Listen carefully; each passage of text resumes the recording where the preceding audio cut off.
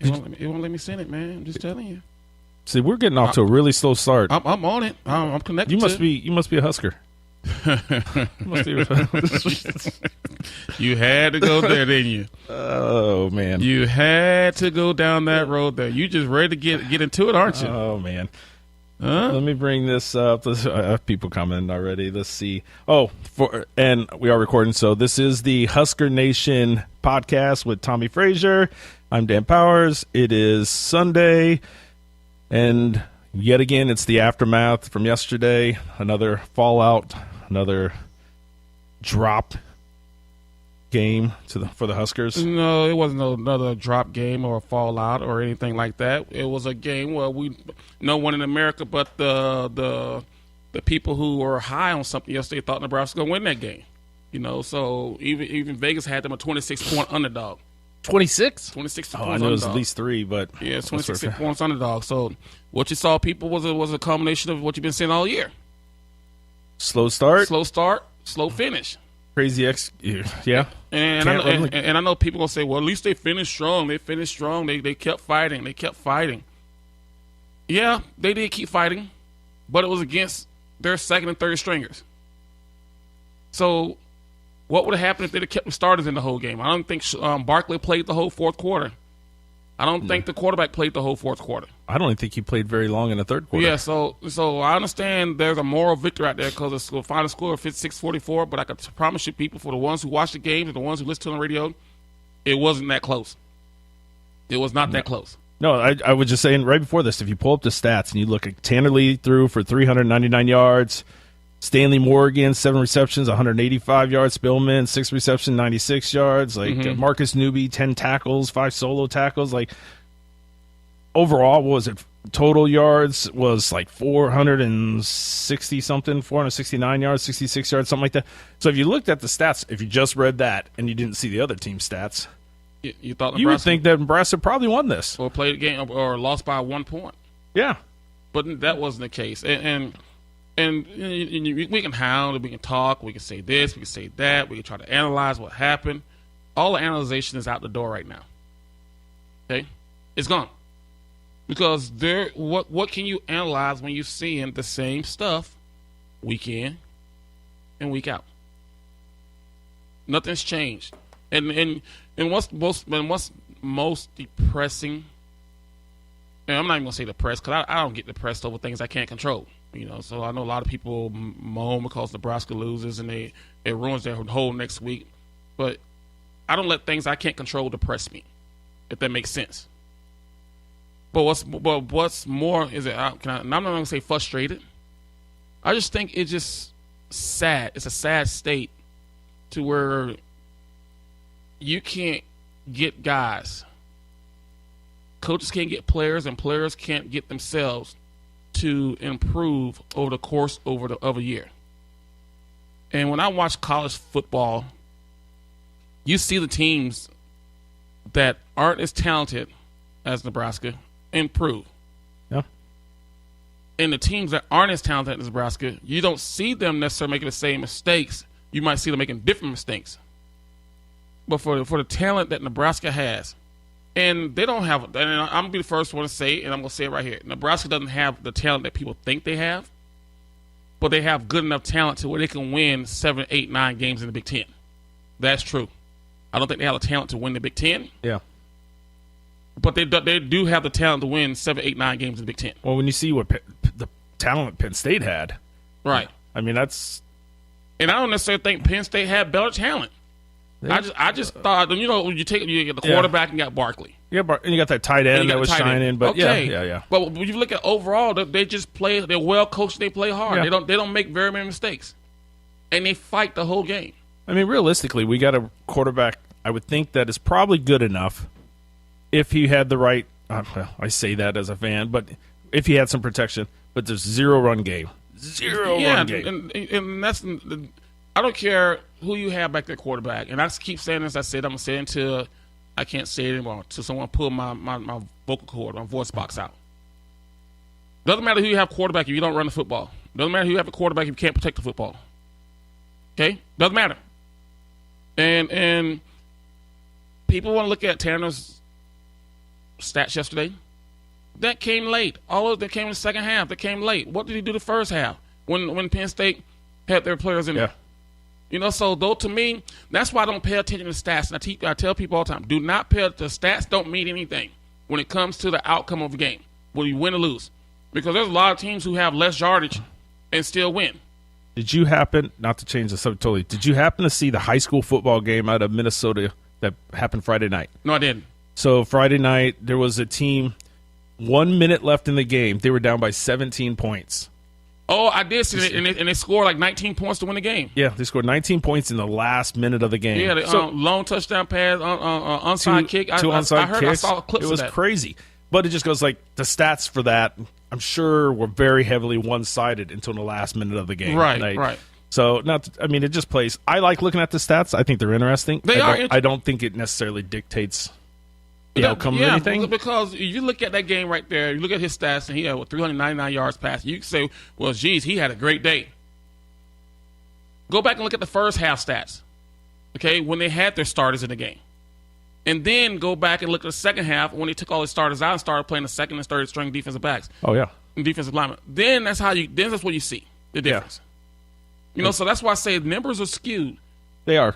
But, what's interesting, the one stat or what I'm looking at this, I see we passed for 41 times, but we only ran for about 20. So we're moving more and more away from that balanced offense that Riley originally talked about. He wanted balanced offense, but I think the balanced offense left when Trey Bryant got hurt, was injured.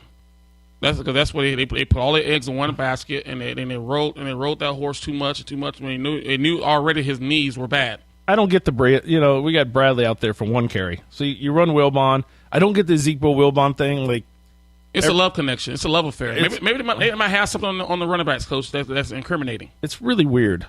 Yeah. Because to me, that's a weird dynamic there. It is. To keep playing those two guys to where it's kind of like, okay, you got this young guy, you got him out of his red shirt, give him the ball, let him go.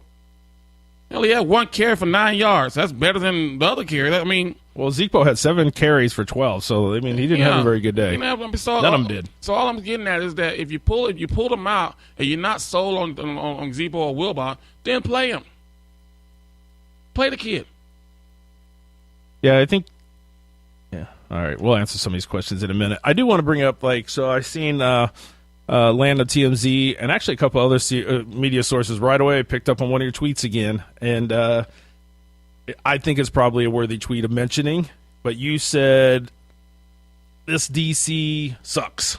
Yeah. So I think and guess what? And everybody in America who's watched the crap over the last 5 weeks have said the same thing. So, yeah, but we've not. I guess you've been pretty open about it, but we also have not just hammered. You've tried to be very balanced in your critiques, right? So I thought when you said that, it was more stronger than probably what you said previously. And it was short and to the point, put it that way. And so I've seen a lot of people picked up on that, so I just wanted to open it up for you to have a chance to comment. And here's the reason why I'm tougher on him than I am the offense, on Langsdorf. Because I know what Langsdorf is. Yeah. Okay? You know what he is. Okay? But when you bring this guy in, okay, and you pay him the kind of money that you pay him, and he's not taking any accountability for what he's putting on the football field. Yeah. And he's not making any adjustments during the game.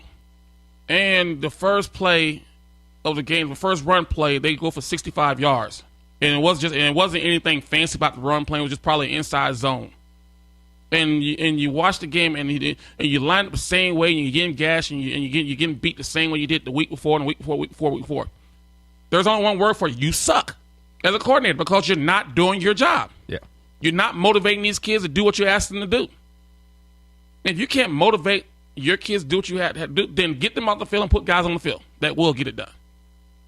So right there shows me a leadership lack thereof. Because your only goal in your job is to go out there and put out a defense that is going to be competitive.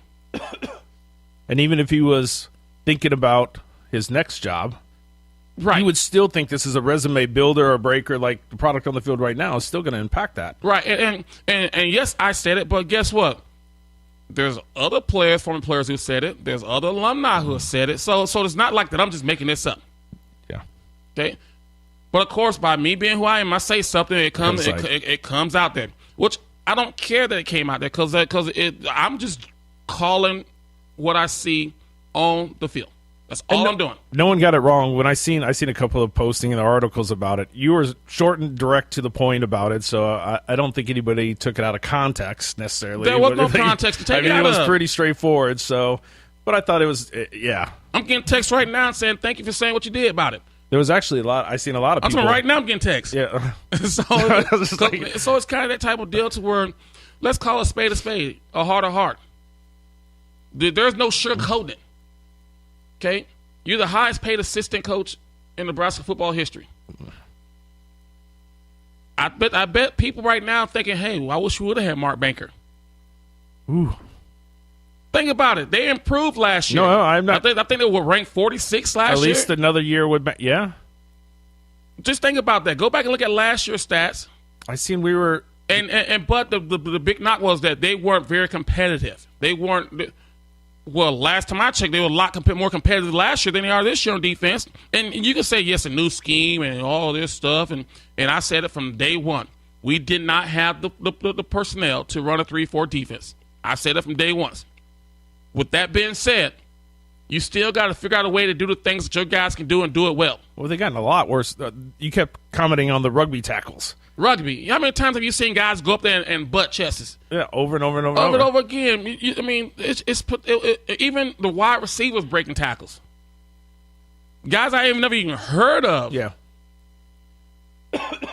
That to me is what frustrating former black shirts, and that's what's frustrating money people who give money because you're making all this money and instead of you getting better over the season, they understand, and trust me, people understand that, hey, this first year of defense that we're gonna have some bumps in the road and by the end of the year you're gonna see an improvement. I actually thought they were better to start the season than they are now. I would agree with that.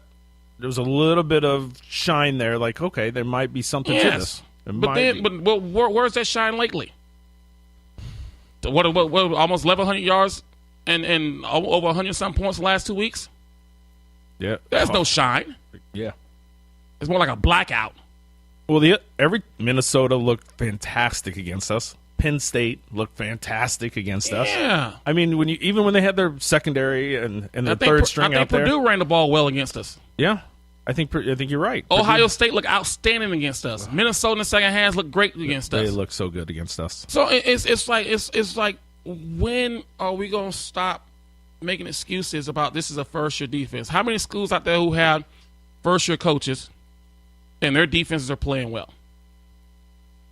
Okay? How many teams out there who have first-year offensive coordinators but their offense is playing well? Okay? And I'm just going to take Lane Kiffin down at Florida Atlantic. Look what he's done down there. Yeah. So I don't buy until, well, we don't have the personnel or this or that or we can't. No, it's your job to get the right personnel on the field and get the guys to do what they're supposed to do when they're supposed to do it at the time they're supposed to do it. Majority of the time. Not just some of the time, majority of the time. So yes, I stand behind what I said.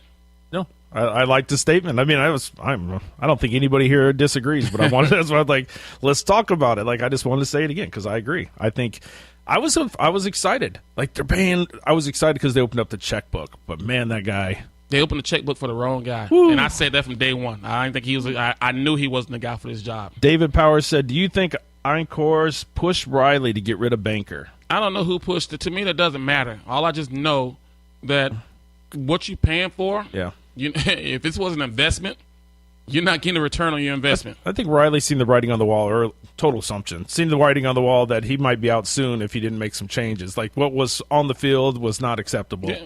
He made a call. But for me, it wasn't a defense for me last year. But I also I read a story on the local paper that, I think credible source. They said the discussion was that Riley had came out and said, or I don't know how it went down exactly, but the local paper basically said that Riley was forced to hiring Diaco. Hey, So I don't know. I wasn't down. Don't know, but here, all I'm saying is that and it doesn't really matter, really. It doesn't matter. It's product on the field is product on the field. From what I saw last year with the defense, and from start to finish, and what I'm seeing this year, from the defense start to finish, I think people would be happy with what Banker put on the field last year. I think they were 46 nationally last year, improvement from 100 something year before. I think we're one of. I know we're worse than the Big Ten. I think they showed some stats yesterday, and I think it was related to the defense. So we were one of the worst defensive programs right now. Yeah, in college football. All of college football. Yeah. So this is one of those investments that I'll just take my loss and sell. I heard this coaching staff is going to cost. At the end of the day, it's basically cost us about $16.5 million. Give it to them. Give it to them. Give it to them. So Valerie asked a valid question we were talking about before the game, just briefly. Do you think they will announce the decision around O'Reilly today, or she said before the next game? Well, we did talk about this, and I have never said they need to get rid of Riley. Have I ever said that? Nope. I'm just going. You still haven't said it. I still haven't said it. All I've said was, if they're going to make a decision, I think today or tomorrow will be the time to do it. Because the one quote I kept hearing him say that we're going to give him the opportunity to finish the season. Yeah. He deserves that right. Yeah. Well, if you get rid of him today saying that, hey, we decided to go a different way, he's going to coach the final game, and we're going to start our coaching search, then you done what you said you're going to do. Yeah, you still get to finish the season. You still get to finish the season. So if it's going to happen, and I think it might spark some fan interest. Yeah. In Friday if it happens, and I'm just getting people to think it could be a big game. Actually, it could be a big game. The fans could be excited. Okay, now yes, a change. Now the kid. I don't know. Maybe I'm thinking outside the box here. No, because there's one thing about Husker fans is we all love our program, and we're all thankful for everybody that's served in the program and been part of it. So I think if they did announce it, I think there would be a huge turnout of celebration almost for Riley, like appreciation, like he made an effort, right? But I just think if you keep waiting, then it's just going to hurt your coaching search. And I know he probably already has his top 3 candidates, but there's going to be a lot of other jobs coming open. Yeah. Think about the UCLA job. Think about the Texas A&M job. That's a big. Yeah, there's some big ones. That's what I'm saying. Really, we might want to get on that. We know Florida's open. We know Tennessee. Tennessee's open. And there could be 3 or 4 more other big time jobs coming open, along with some of the smaller FBS schools. There's some good small FBS jobs out there. Can I ask you a tough question? No question is tough if you know the answer. Well, you've never answered it. Oh, what's the question? Do you personally think that Nebraska should make a coaching change? And the only reason I ask this is because everybody's asking it. I've avoided this question. I don't say who or anything. Do you think though that you would like to see the program make a change? I think I did answer this question before. And I think I answered about 3 or 4 weeks ago. I said I don't think they need to get rid of Coach Riley, simply because it's 3 years and you just changed it, so there'll be another 3 years. You got to give him enough time. But I also look at the assistants. Maybe you give him another year and you clean the assistant pool out. Yeah. So I think I did answer the question. You did say it that. Yeah, you have said it that way. But I know that he's not going to do that. Yeah. So if he's not going to do that, then maybe it's time for him to go. Maybe he's ready to go. But I've always stated I think he needs more time. Because people want to blame this on Mike Riley. This program started happening 15 years ago. Yeah. The downfall. When Steve Peterson came in here, I think it's about 15 years ago, and started making the changes that he made and started doing the things that he's doing, that's when the program started making a downfall. Okay? And then Coach Osborne comes in here and try to stabilize things, but then he hires Bo Pelini, who he couldn't control, which the fans were dying to get. The fans are dying to get, but they didn't like his demeanor. They didn't like how he carried himself in public. Yeah. Okay? So then Sean Eichhorn comes in here and hires a guy who's not going to embarrass the program off the field, who's going to answer tough questions, who's not going to be competitive, who's going to be supportive, and the fans don't like that. Okay? Now you have the new guy, Bill Moose, and now he has a decision to make. And let me tell you this right now. He only gets one chance to make the right decision. Yeah. As you saw, Sean Eichholz only got one chance to make the right decision. Yeah, yeah. Steve Peterson only got one chance to make the right decision. Yep. Coach Osborne only got one chance to make the right decision. So as you see college football and college sports, I can care less whether you're basketball in Louisville or Kansas or Kentucky or Washington or UCLA. And all of those schools right there, you only get one chance to make the right hire for football because that's the moneymaker. It definitely is the moneymaker. Now, do you so Riley, if he has announced, because it could happen even today. Yeah, it could happen today. If it's announced, are you disappointed, or do you have any feeling towards it either way? Like, are you? No. Right. No, because it's to the point now to where I took my emotions out of it a long time ago, and like I say, I don't get depressed, sad. I don't let it ruin my day, week, month, year based off how Nebraska, how well they play, how bad they play. Well, I'm a fan and I'm an alum, and I know what Nebraska has to offer. I know Nebraska can compete at a high level. And I'm not going to say Nebraska can win a championship again. I don't know. Yeah. But I think they can compete at a high level and be in contention for the Big Ten yearly and occasionally compete for the playoff system. But college football, there's so much parity and until it's going to be hard to do it. And I know people are looking at Alabama. I know people are looking at Clemson this year. Why are they doing it? Well, how long has Dabo Swinney been at Clemson? How long has Nick Saban been at Alabama? Yeah, longevity pays off. Longevity pays off because now their coaches there. Yeah. You know, and here's the thing about it. Nick Saban has lost how many coaches to the other schools, Division I jobs, D coordinators, and coaches change, player change, but the results remain the same. Yeah. Because he has his coach there. He's doing it his way. When has Nebraska had that opportunity to do that? Not in the last 15 years. Not in the last 15 years. And even if you bring the next guy in here, are you gonna give him enough time? And I don't care who it is. I don't care who it is. It could be someone who played in Nebraska. It could be someone outside Nebraska. If in 3 years, okay, and he has the 3 years that we've had the last 3 years, I want to hear the same criticism on that person too. I want fans to be the same exact way they are towards Mike Riley. That the next guy comes in here and performs the way he do. Because I'm going to be that person. Because at the end of the day, you got to decide. Nebraska fans have to decide that we're not what we used to be. We're a long ways away, and we're at bottom. Now it's going to take time to rebuild it. And do you build it, quick fix it, or do you build it the right way? Do you build it like Bob Devaney and Coach Osborne did?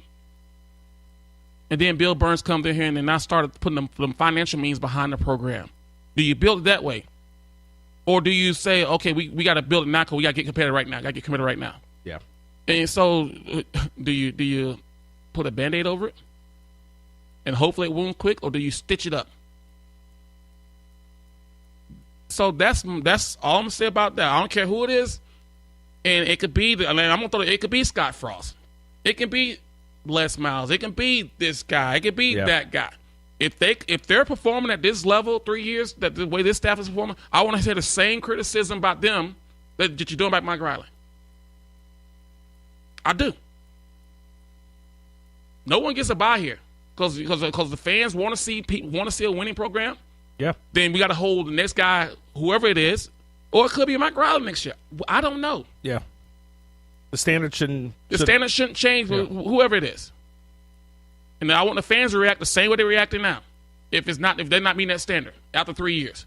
Which I've always stated, it takes more than 3 years to build a football program. You did, that's right. And I kind of set you up with that, but I also followed up and said, would you be disappointed if you left or stayed? Because I kind of knew your answer already. And I did that on purpose because I wanted to make sure people know. Because people hear the fact that you said you think Riley should get another year or get the right time, and immediately they think, Riley lover, they go to the extreme. That's why I asked you the second question, because I think realistically, I don't know much about you really Coach want Riley. It's about the program and what it takes to build a program versus just. I'm just basing it off of what my time at Baylor. We didn't get the job done. Okay, we didn't get the job done, but they gave 4 years. Yeah. They gave him 4 years to see what can happen. Also, based off, I saw what happened when Nick Saban went to Alabama when they were worse than we were, to say the program. And they brought him in there and they gave him time. And that would have 3 or 4 years after he was there, he started winning championships. I also look at Dabo Swinney, to where he's been there, I think 9 years, I think it is. Yeah. Maybe a little bit longer. Somewhere in that, yeah. At Clemson. That ballpark. And look where he's at now. To where he was always on the cusp, and now he's finally on the cusp, and now he's the pinnacle of what college football, how to build a program should be like. I think we've set Riley up where he has to be removed, no matter what. That's my opinion as fans, because realistically, we've already discounted him so much, and they're talking about the sellout streak is not going to maintain. People aren't going. There's all this thing. Well, if fans have already checked out on him, it's hard for him to recover unless he went and got the right assistance. But even if he got the right assistance, they're going into a gauntlet next year. Yeah, here's my deal. If fans decide not to go to the game not to sell out the streak because of a coach who's there, then you're doing it for the wrong reason. You're still there to support the program. You're still there to support the university. I think it's part of the fight song. We cheer no matter. We cheer as winners go by. Whatever. I mean, we all stick together through all kinds of weather. Well, right now we're in a tornado right now, and so we're supposed to be sticking together and closer. And going out there, and then those players on Thursday or Friday when Nebraska plays, and they send the stadium so loud. That's more motivating than the fans not showing up. It's still a tradition in Nebraska. It's still the only thing Nebraska has outside of the Creighton basketball and Omaha and all the other small. But everyone, when it comes to Nebraska, everyone pulls together for Nebraska football. It's always been that way. Donnie conferred. Nebraska right now has the worst defense in the run game. Let's see. Going back and looking for some questions. Let's see. You might have you've answered a few of these already. But no, I'm not a Riley lover. I'm not a Riley hater. I don't know much about him, and I purposely stayed away because I didn't want to be one of those guys who go down there and actually start liking the guy so much to where my opinion was skewed. That's why I didn't even. We haven't talked about it. I haven't brought it up. Even then, I just asked you. I even thought in my head, like, I didn't want to say this. Like, but I've always thought that if you sign a guy to a 5-year contract, give him his time. Give him at least 4 years. After 4 years, you're gonna know because the first year was bottle up recruiting. Well, we only gave him 2 years. Like early beginning when Northern Illinois came in here, that was it. Yeah, that was it. Yeah, so I mean, it's kind of like you got to get. I just think that the powers that be got to make that decision, and they're the ones who are hearing the pulse and understand the financial ramifications of keeping them and don't keep them. Yeah.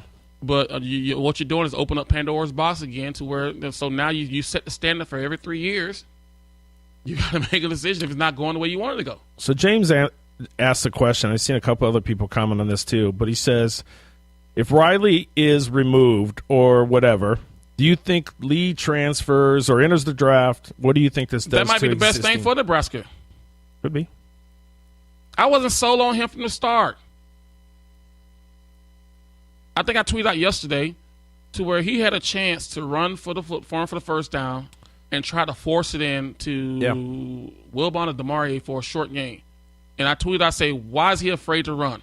And there's some other people that actually asked the same question. Why in the world is Lee so worried about running? And so that's, to me, that is what's hurting me. Look at all the top teams in college football. Their quarterbacks aren't afraid to run, and they run when they need to. Is that a coaching thing typically? It's a player, or is it just a player thing? It's a player who. It's a player thing. So the player usually a football player is a football player. Yeah. Okay, you're a football player. You're a football player. You think Aaron Rodgers like to run? No, but he'll run when he needs to get that first down. He'll put his body on the line. Why? Because he's a competitor. But I haven't seen this kid run the ball when he had many opportunities to keep drives going. Instead of trying to force the ball, run the ball. You don't have to be the fastest guy in college football to make yardage. But when you have an opportunity, when you show people on tape that you're not afraid to run the ball, then they force them they can't do some. So they don't do so many things against you.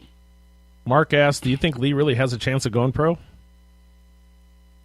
Let me just say that from what I see in the NFL right now, anybody has a chance. I mean, it'd be interesting to see what he did in the combines because, I mean, with no protection. Some of the starting quarterbacks in the NFL right now, anybody has a chance to make it in the NFL. If you just get with the right coach and you're in the right place at the right time, the right team at the right time. Tori says Nebraska is only going to move forward by bringing back an option QB. No, I don't agree with that.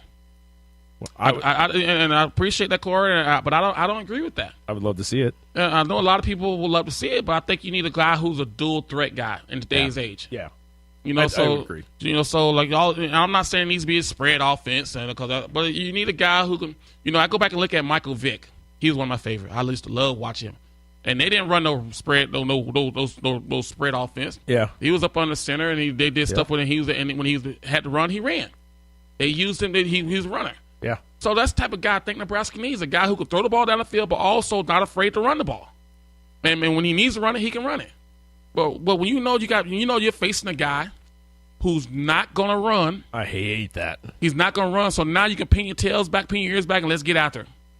Because he's not gonna move out of the pocket, he's not gonna run it. But if early in the season he was shown that, hey, you blitz me, and then the guy I'm gonna take it and get 15, 20 yards, they're gonna slow it down. They're not gonna do it as much. And it also helps your lineman out. Well, we wouldn't have, if Tommy was back there. Yeah, the outcome of this season, thank you, would be very different. Like we'd still be losing games to a certain extent. No, but I don't think we would have lost all the games we would have lost. I think we probably had a 8-5 season. We would probably be closer to what we were last year. I agree. And people were so hard on Tommy last year. And go back and look at listen to episodes. I say, we all talking bad about Tommy. I say, well, let's see what you think about when he's not here next year. We all pick on somebody when we're not winning. It's so frustrating. We just want to win. But you're winning. Well, he throws too many interceptions. Well, hell, I think Tanner Lee threw more interceptions in the first 3 games than Tommy threw all last year. So people try to make an excuse why you don't want to like someone, but I guarantee you right now, if Tommy Armstrong's back the quarterback right now, Nebraska be in a bowl game and might be competing for the Big Ten West. That's interesting. Interesting to say. He almost beat Wisconsin last year on the road. Now, you said, okay, so let's dig into this a little bit, because you just said, I'm going to quote you, you quote me. Roughly, that it doesn't matter who we put in as QB, if they're not getting protection, there's no way they can win. Right. I did say that. But what I'm also saying is the same offensive line we had last year with Tommy Armstrong. Yeah. And he made things happen when the offensive line broke down. What did he do? He ran the football. So then now it forces defense. They can't blitz you like they want to. With Tanner Lee, they know they can blitz because he's not going to run. Uh-huh. We basically have the same offensive line we had last year. Yeah. Who's a different guy back there? The quarterback. A guy who's not mobile, a guy who don't want to run the football, who doesn't run the football. So I stated last year, and I know for a fact I stated last year, we all crying about we want a guy who can do this, guy who can do that. I said, but you're gonna realize how good Tommy was when he's gone. I said that. And look now. Yeah. No, I'm not. I brought it up. I dug in because I think you're right. I think if he was back there, the run game would be a little bit better because now he give you a run pass, he give you a run option as another run option. Yep. And let's face it, the pass game. Tanner Lee, when he connects, he looks good, but he's thrown up a lot of interceptions. He's getting beat up. Like he's not. I think Tommy back there, the threat of him moving and taking off made things easy for the offensive linemen. Mm-hmm. They didn't have to be perfect with him back there. Oh, Andrea says she missed Taylor Martinez too.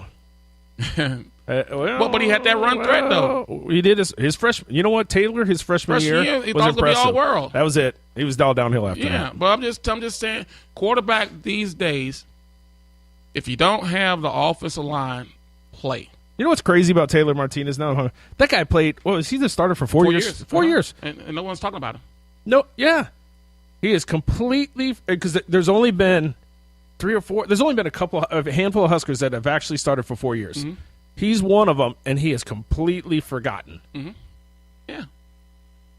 So back to the point that we said. Yes, I think Tommy will probably won 2 more games with him back there. We wouldn't have lost Northern Illinois. No way. We wouldn't have lost Minnesota. I don't think we would have lost Northwestern. And we wouldn't have lost Northwestern, no. Yeah. Because going to the season, I predicted Nebraska going to be 8-4, 7-5 around there. I think I did. Maybe it was off one number on the win, but I predicted that. Yeah.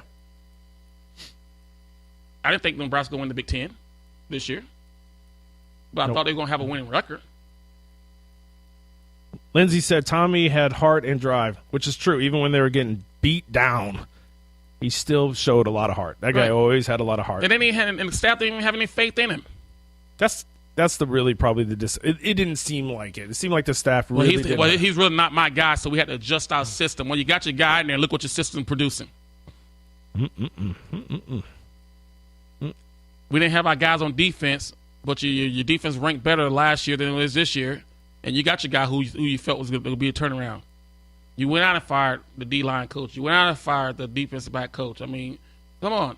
You got everything you wanted. You got the coach you thought was going to do it, and your product is worse. Well, Orlando says Iowa versus Nebraska, our bowl game. And I would say Nebraska had pretty much no chance of winning this game either until they lost to Purdue. And now I'm not saying Nebraska, if they can't stop the run, they're not going to win. I was at hey, Nebraska has a 10% chance winning. I feel like I'm at 15 now. I've always thought Nebraska has better talent than Iowa and blah, blah, blah. Yep. But at the end of the day, if Iowa runs the football the way they're capable of running the football and then when they play action passes off the run game, Nebraska has zero chance to win. It's called defense is not going to stop Iowa. They're not. We haven't been able the run has destroyed us on both sides of the field. Yes. Both sides of the ball, I should say. Yes. It's just absolutely We can't stop the run and we can't run it. So let's get back to this. If I was out recruiting, I'll be going for linemen. Both sides of the ball. Because that's where it all starts. That's where it all starts, up front. And it's fair to say that's probably by far our weakest areas. Both sides. Both sides. Both sides of the ball. And I feel kind of bad for the Davis brothers because I actually thought they're 4-3 guys. They're not 3-4s. Yeah. They're playing out of position. I thought they played pretty good last year. Yeah, because that's what their natural positions were. Yeah, a 4-3 to a nose tackle and a tackle, D tackle. You got them playing rush in now, and that's not who they are. Yeah. And so instead of trying to make them do what they know how to do until you get your players in here, that's got to be really frustrating as players. It is. When you know you are limited, your abilities are kind of hampered because of how the scheme is and the position you're playing now. Yeah, that's why I knew it was going to be a tough year defense. Oh, Tori says we also need a dual threat tight end.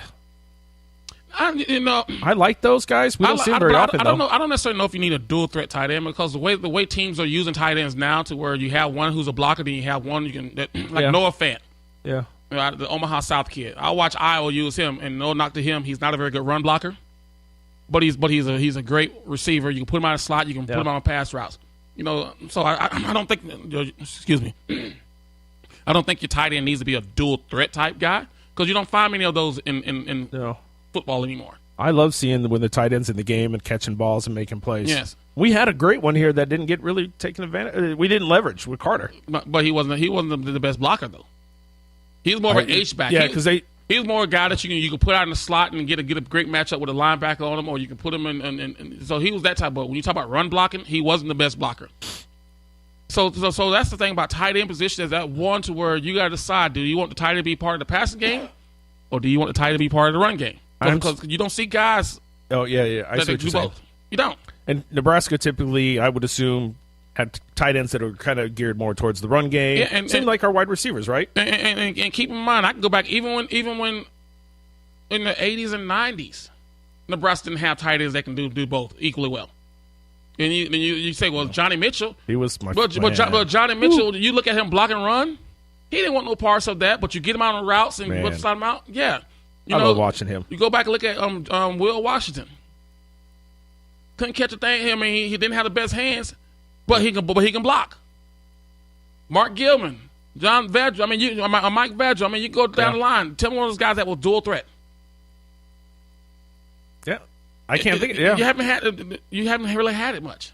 Maybe what Tori's getting at is the excitement around it. It's nice to have that guy that you can throw out there every once in a while that can make a play, like a Carter or Johnny Mitchell's. Like goddamn, right? But he's not really a dual. It's not really a dual threat, is what you're saying. It's not really a dual threat. You're either going to put him out there and they're going to make some plays, or they're going to protect and help be part of the run offense. Right. So that's why, and that's a great question there. And I never thought of it that way. And hopefully I explained it to you that college football, even in NFL, you don't see it. Even I don't see it at the high school level to where you have a tight end that can do it all. If you do, it's very, very rare. It's a rare commodity. I think the guy at Wisconsin, Fugalali or whatever his name is, Yeah. I think he might be the closest of being able to block and also run. But that's their system. So they developed him that way. David asks, why is our recruiting class only 9 and only 1 lineman? You got to ask the people who are recruiting. Well, you just said you'd go after linemen. Like, that's where we are by far the weakest and where we need to strengthen up. I mean, that's where I'm so impressed with Wisconsin every year. It doesn't even matter who's behind that line. Every year, both sides. I think they showed a stat yesterday in the Wisconsin-Michigan game, and they had like 5 of the 5 best offensive linemen of the last 10 years there. And all of those guys are the highest paid players at their position at offensive line. Yeah. And then they have a rookie who just signed who's a rookie starting. I can't remember who started signed a 4-year contract for $9 million. Lineman. But that's like 2.5 a year though. Yeah. But you saw that Joe Thomas, the highest paid offensive lineman ever. Then you had this right guy who signed a 5-year deal worth $60-some million. You had this guy right here signed a 6, and they all played at Wisconsin. So there's something, and you want to know anything about these guys out of high school. Like, no one knew about Joe Thomas because he was took in a little small town in Wisconsin. He was always going to go to Wisconsin, and when he got on the field, like, oh, who's this big kid? He wasn't highly recruited out of high school. Yeah. So I think that's to where we need to stop focusing much on the skill players right now and shore up the inside. Well, it's almost like you have really 2 different trains of thought. And Riley right now is going on. He's going and getting attackers. He's going to get the guys that he thinks can make the big plays and attack on the offense. And then you got the systems like Nebraska or Tom built where it was based on protection. Like, we are going to build the biggest, strongest wall in the world, and then we're just going to eventually we'll start to insert these pieces behind it and watch it execute. Mm-hmm. I mean, that's what Wisconsin is full of people you don't even know who they are. Right. And they're number 5 in the country. Probably. I mean, I don't know what they are. This is probably still number 5, but they're gonna at this rate. But guess what? They're gonna go play in the Final Four. But guess what? What's consistent there? Their line. No. What's consistent there? The coach. Oh, the system. You were talking about the. Mm-hmm. What's consistent? The scheme. The identity. Who's the AD? Barry Alvarez. Is he still the AD? Yeah. Is he AD now? Yeah, I thought when he retired from coaching, he was the AD. Yeah, I thought he left. And so no, he's still there. He's AD there. So he's running his system. Oh yeah. And so every coach that he's hired basically did what? Yeah. Run the system that he ran. He makes total sense. So that's why they're where they are now because the leadership has been consistent and he's hiring guys that's going to run what he wants run. Yeah. And he's brought back guys who coached on his staff. Which doesn't work everywhere, but definitely works. That has worked there. Wisconsin population when it comes to athletes is not as good as Nebraska. I'll go on a limb to say, but who was it? Brett Bielema. Yeah. When he retired, hired him. What did he do? He came in and ran the same system because I think Brett was a defensive coordinator. Yeah. Well, I could be wrong. Okay. Then you leave. Then he goes and gets a job at Arkansas. So then they bring in Paul Chris. What did Paul Chris do? Run the same fake run scheme. Paul Chris leaves, go to Oregon State. They bring in Anderson. Gary Anderson. Now they brought in Paul Chris, who was there up under.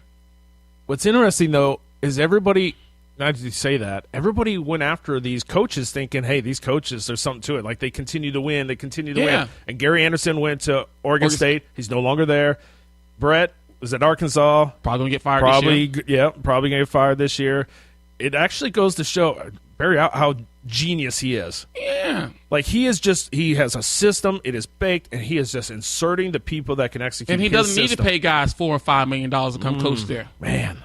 He doesn't need it because people want to be there because they know they go there, they're going to have the great leadership, and they know the system's going to be in place. Which is what Osborne kind of did for those time there. Those 25 plus years. He had that system to the point where he is just inserting the pieces. He is picking up guys local. He's getting wide receivers no one heard of.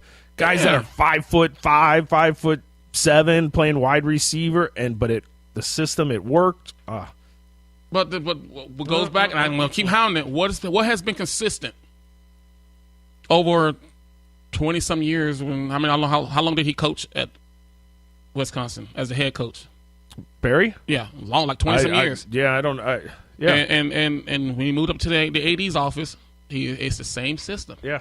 It might be a little tweaking here and there, but it's the same system. But we've talked about that. They keep switching coaches. Like, how do they keep winning? Because he hired guys. They brought in, was it last year or the year before? They brought in a freshman quarterback. They kept winning. Yeah. Because he bringing guys that he tell them, this is the type of system I want to run. Can you run this system? This is how we're going to be successful here. And look what's happening. So that's why they're able to do what they're doing, because their consistency in leadership. Nebraska's had how many ADs in the last 4 years? 15 years, 20 years? Bill Burns to Steve Peterson to Coach Osborne, Eichhorst, and now Moose. Yeah. That's 5 in the last 15 years. Now, how many have Wisconsin had? 1. It's not rocket science. Rich. Who else said it? There's a few of the guys. Rich, Christopher, I think Kevin. There's a handful of people just recently. I don't know what the discussion is, but they all want your opinion on the current walk-on program and why it is the way it is now. The walk-on program went down the drain, I think, with Bill Callahan. Yeah. And rightfully so, rightfully not. And I can honestly say the walk-on program wasn't going to be the same that it was in Nebraska, simply because of the number of scholarships you have to offer. I think we touched on this last week about it went from when I was in college to you had 115. Now it's down to 85. So that's 30 less kids. Yeah. Okay, that's 30 less kids you can offer scholarships. Okay, so then when you talk about the walk-on program, a lot of those kids who probably normally would have walked on at Nebraska are getting opportunities and offer scholarships from other schools. So is it fair to say when they first walked on, they'd play for a year and then maybe get a partial or full? Yeah, they would earn it. Look at the Macavickers. Yeah, so they would earn it over time. Macavickers, they were walk-ons here, but they earned scholarships. Yeah.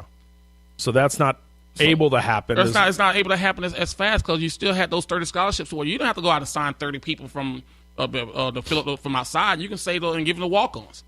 But when you're talking about 85 total, yeah, and now you only have 24, 25 a year that you can actually offer because it's based off your recruiting, your class. So, if you have 85 players on scholarship and 24 of those are seniors, then you really only have 24 scholarships you can go out and offer. Yeah.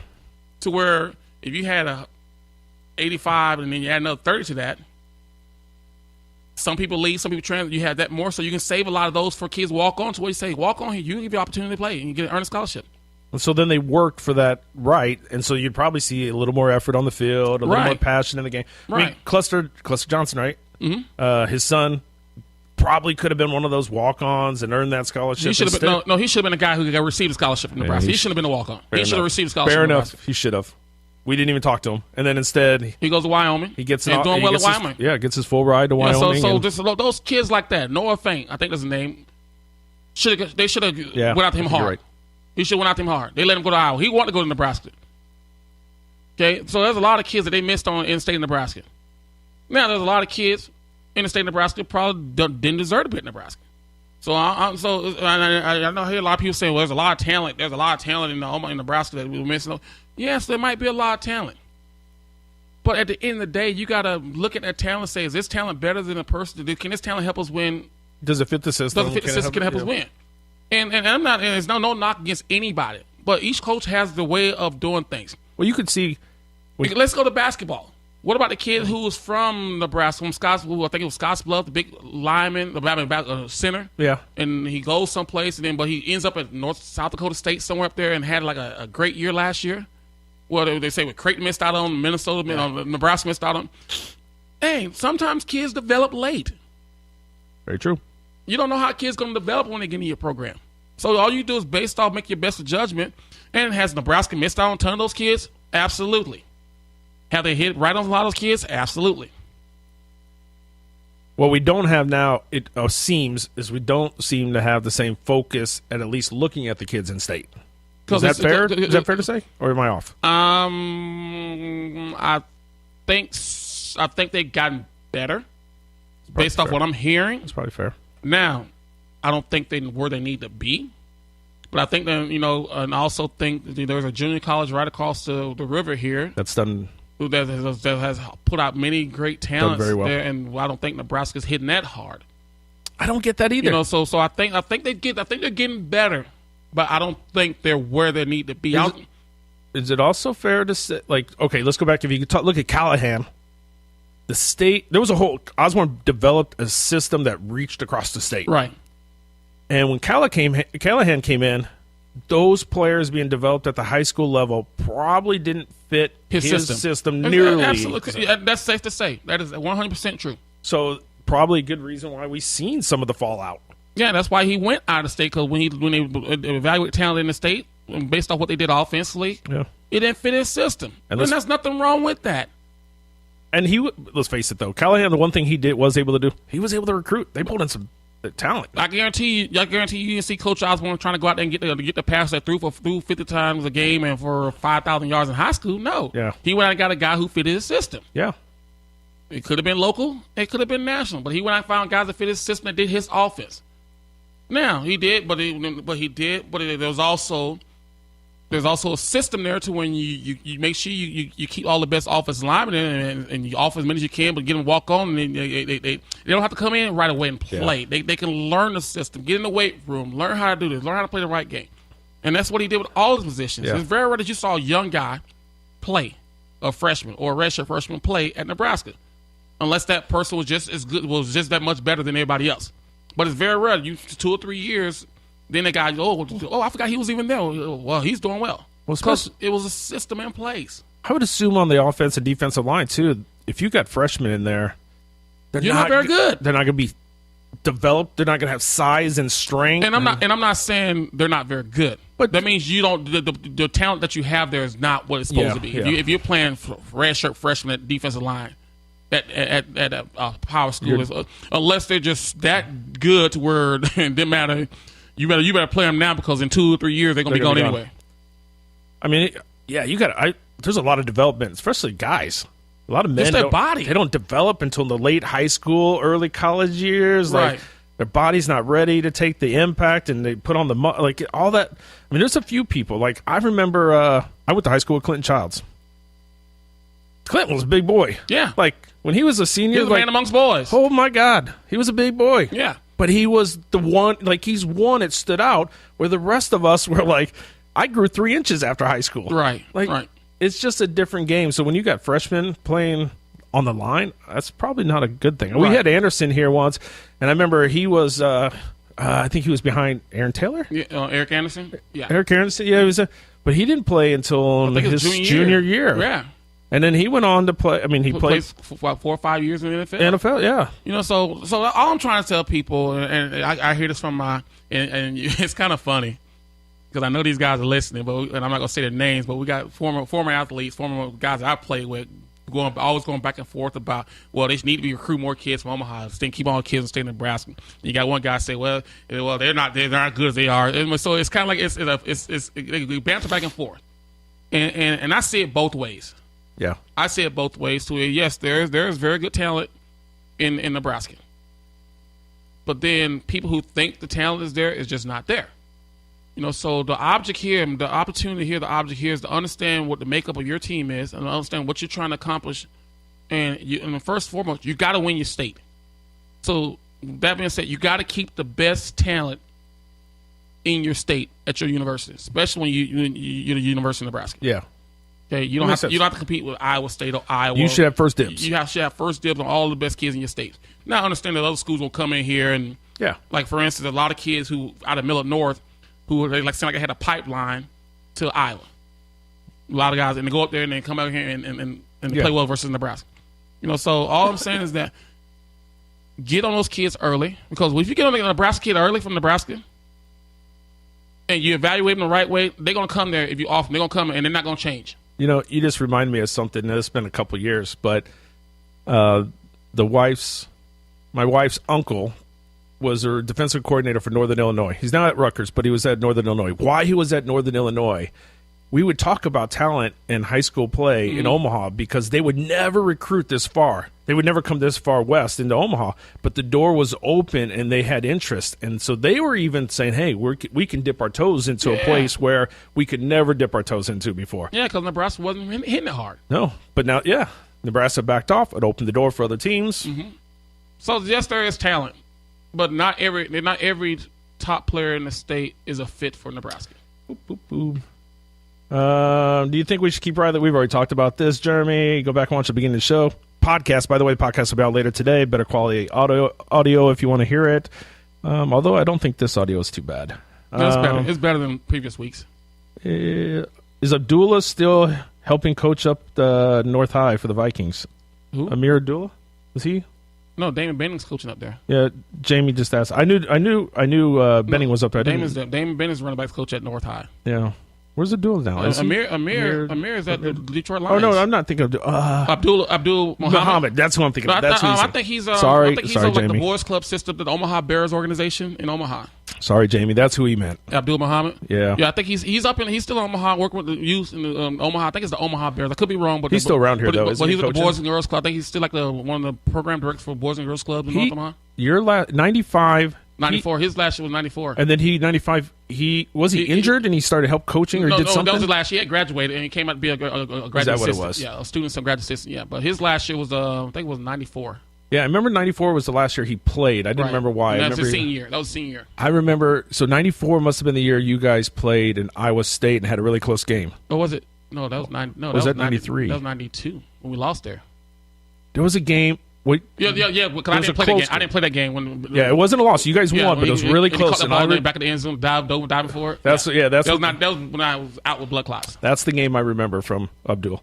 Yeah, and he came up with some big catches versus Miami. Yeah. Yeah. Oh yeah. Mm-hmm. I think he got hurt that game. How tall was he? He wasn't very tall. Was he? 5'7", 5'8", 5'9", if that. He played though in the high heel stilettos. I'm just kidding. I was just messing around. All right, pass the word back to him. No, he was. Yeah, the Iowa State game. He was part of the itty bitty committee. Itty bitty committee. Yeah. Who else was on that? Reggie Ball, Brendan Holbein, Reggie Ball, John Vedral, Corey Dixon.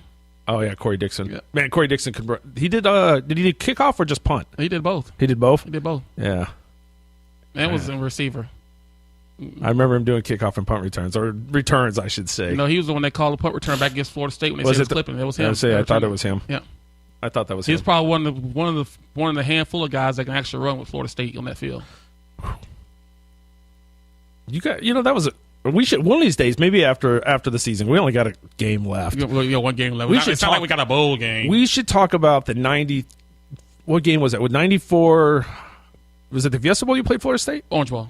The Orange Bowl? Orange Bowl. No one ever talks about that game. 93, 94. We always talk about the 94 game or the 94 championship, the 95 championship, but I would be really interested about 93 because you guys were like 17-point underdog. Yeah. And you really, the win was in the grass, and I would love to talk about that and what you guys thought about, what was the reaction afterwards? And that's the thing we can do. We can get Aaron Graham on here. We can get a couple guys on the team and do like a round table. That would be exciting. Do like a Facebook Live round table here. We'll do a round table, get like 4 or 5 people in. Don't talk about the champion, not necessarily because they beat that. Those are good too. We're just gonna talk about what happened, what fueled us. Yeah, because that game really drove what happened next, right? Didn't you guys put something on the time? Wasn't there something minute 16 seconds? Yeah. Yep. Yeah, so let's see if we can get a round table right before the holidays and goosebumps talking about it and just talk about that because that's more exciting. I mean, we haven't even talked about the game that we just watched, the Penn State game. Don't need to talk about it. It was pathetic. Well, I'm not gonna say pathetic. It wasn't. It was the same stuff, different game. It is, and it's a shame because I feel bad for the seniors that are playing. Yes, too. I feel bad for those players more than anything. And I watched some interviews, and one of the guys, I think it was Foster, said I didn't never think that thought this year we was gonna lose this many games. And it's not a good feeling. And then he had one guy say, we got to have guys out there who have the want to mentality. Yeah.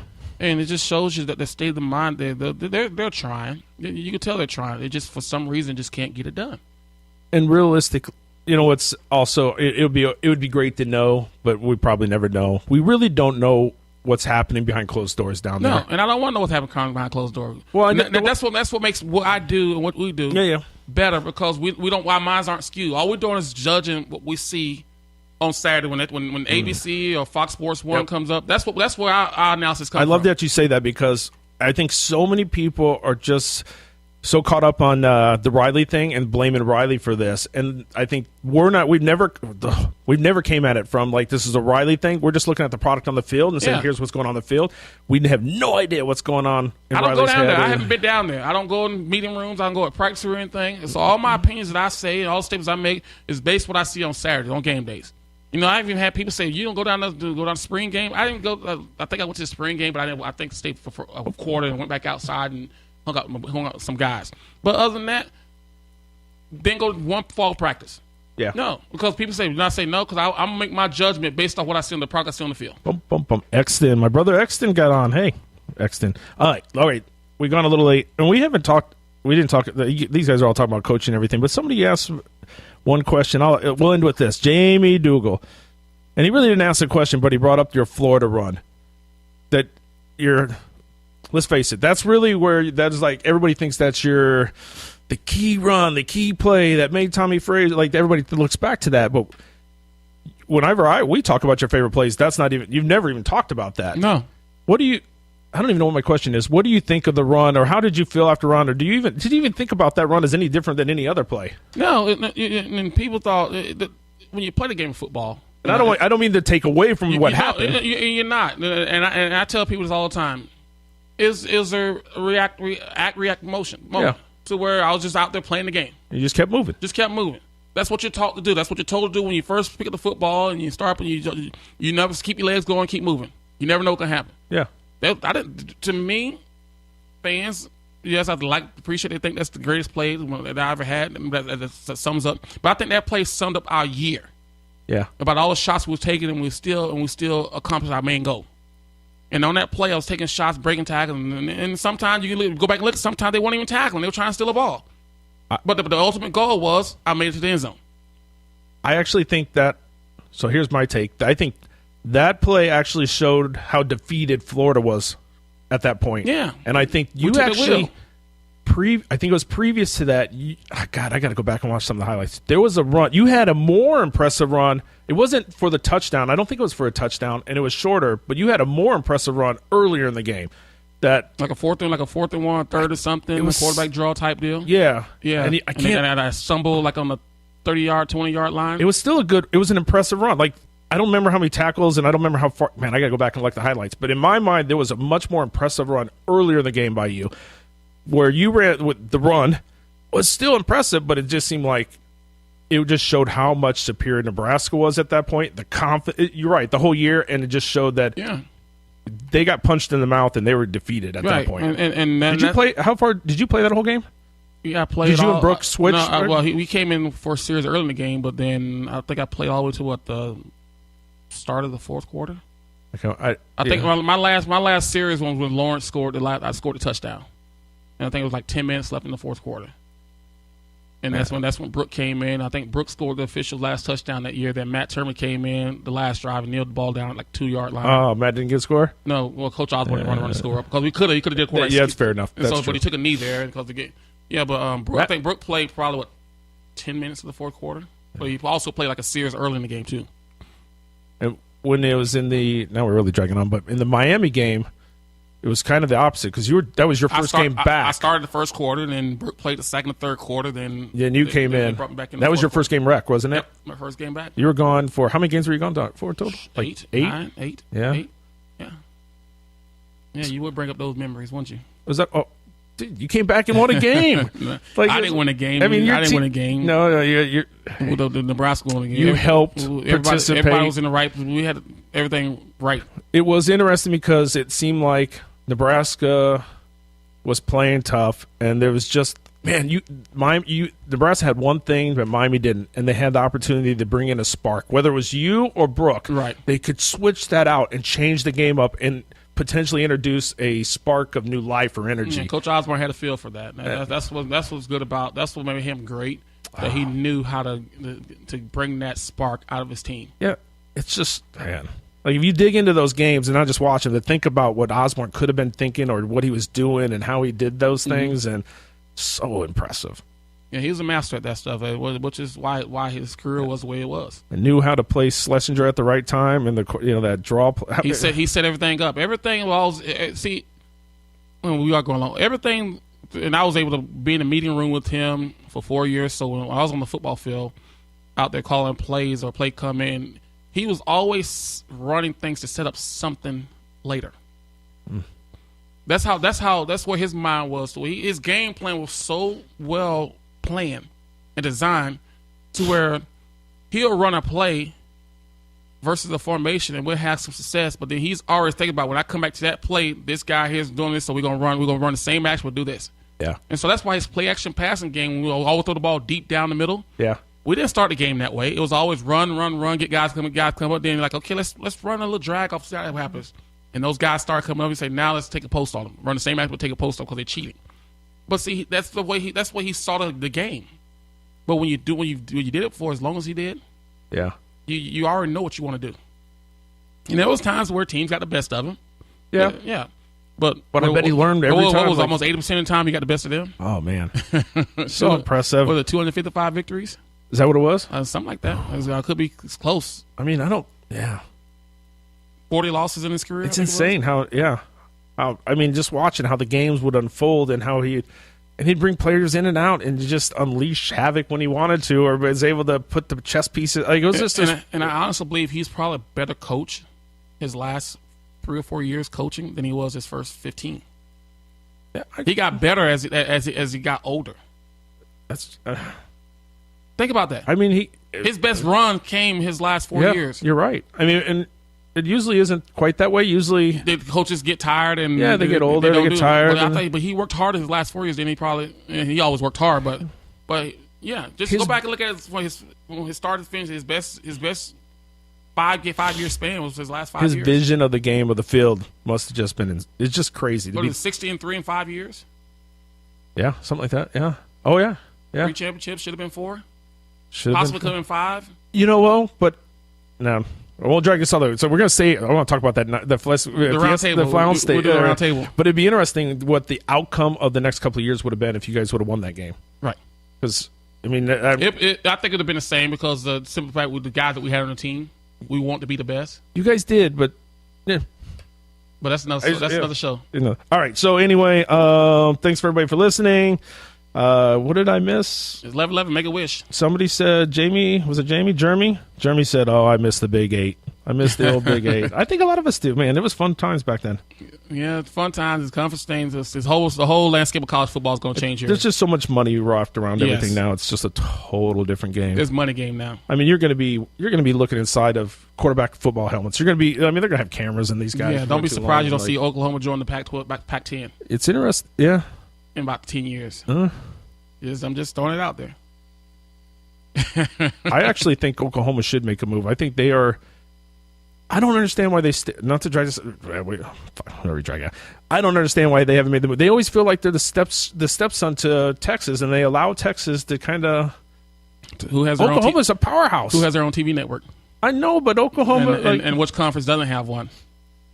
I know the Big 12 don't have their own TV network. But Oklahoma could go to another conference and dictate their shots. They're a powerhouse. Well, we'll see.